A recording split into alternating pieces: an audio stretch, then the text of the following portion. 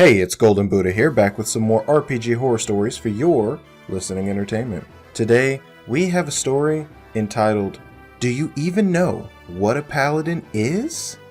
And honestly, it's a pretty good one. I had fun reading this, but let's hop right into it. Roll post. This happened back when Curse of Strahd first dropped. Spoilers ahead.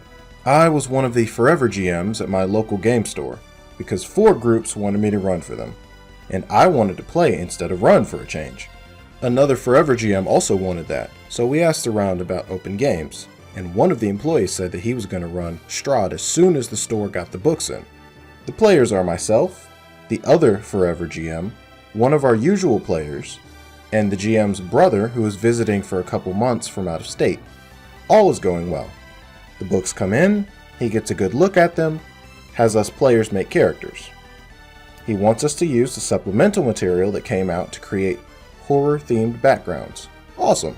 I create a paladin whose backstory includes being a knight of the realm and being dispatched to clear out a rebel village that was trying to raise up arms against the king. However, upon arriving with a small cavalry unit, it's clear that this village just wanted some more resources and support from the crown and stood no chance against actual soldiers. Her men insist on carrying out the orders, but she refuses. They attack her, and she is forced to defend herself and kills her own force, which results in her being branded an outlaw. She ends up taking a paladin oath to protect the weak and innocent against evil. However, she is blinded by her trauma and often takes a brutal route to that goal. Essentially, she started as Dudley Do-Right, is transitioning to Judge Dredd, and will keep going until she hits Darth Vader. Perfect, the GM says. We get into Barovia, and I start playing my character.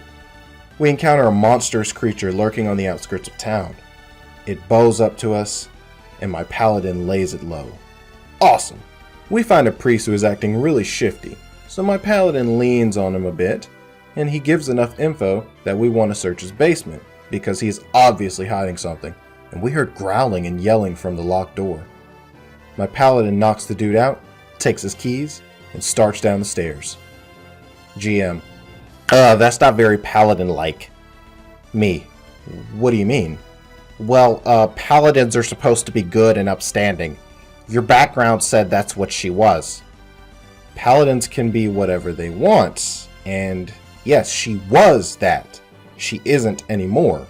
She's a gothic horror protagonist now. He is obviously not satisfied by that, but we continue on anyways. The secret in the basement is the priest's son, who is a vampire spawn chained to the wall. My paladin doesn't hesitate and leads the team in removing this evil from the land, via staking and decapitation. GM. Ugh, what the hell? Me. What? Why is your paladin murdering people? She isn't. She put down a vampire spawn. He wasn't a full vampire. You didn't even try to figure out if you could cure him. You just staked him. Did you miss the part in her bio that said she often takes the most brutal route? Whatever. Paladins don't act this way. They're like lawful good and religious. Paladins have not been exclusively lawful good since before you or I were born. A Dragon magazine in like 1985 listed paladins of every alignment. Also, the core rulebook for 5e, as well as all supplements that talk about the issue, say that paladins are not just lawful good and do not have to be holy at all. It's the oath that gives them power. He did not take kindly to being told that at all. Yet we continued. We now hit another snag. The GM's brother and his rogue. He starts acting against the party, being that guy. He argues everything. He acts in disruptive ways. He causes problems, but the capper was when we encountered a revenant on the road. My paladin sees this massively disfigured, nearly undead looking guy and stands her ground.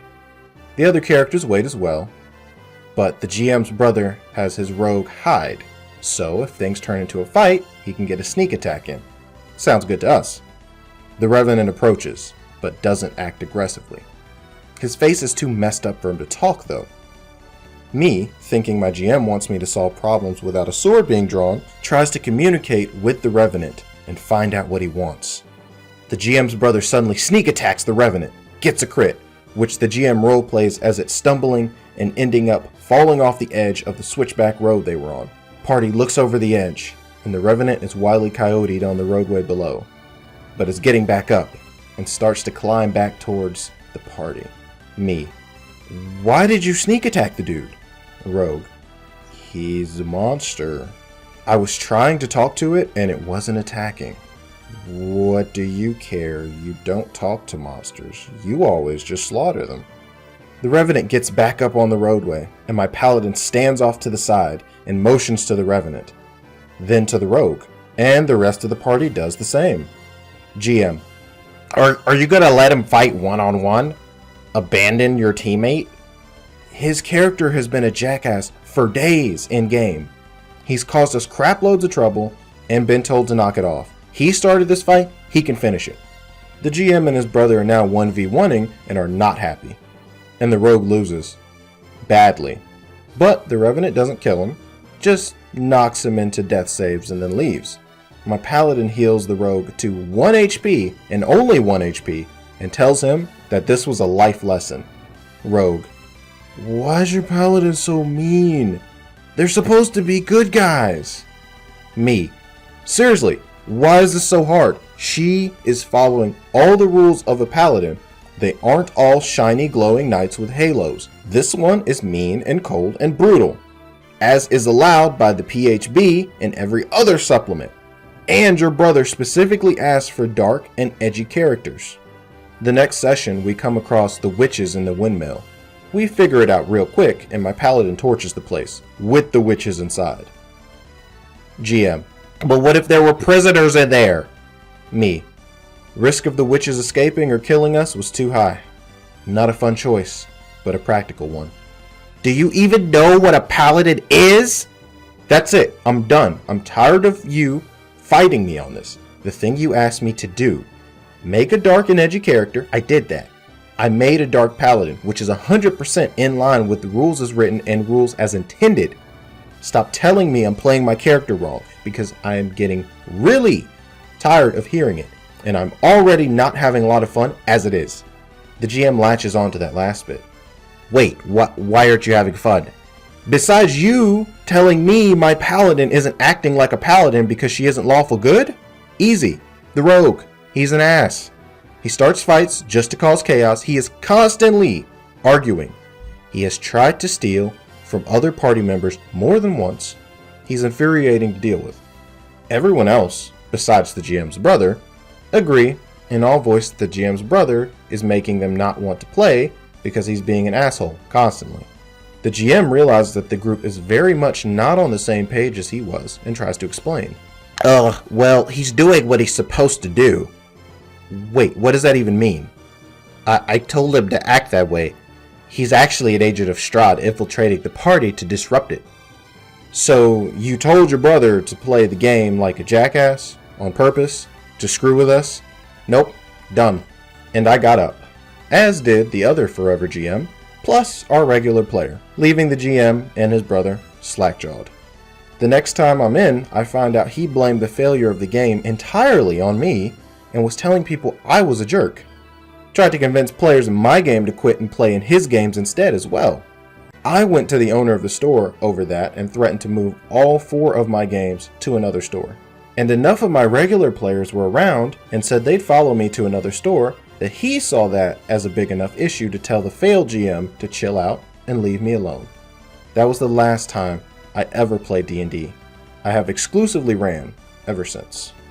End post.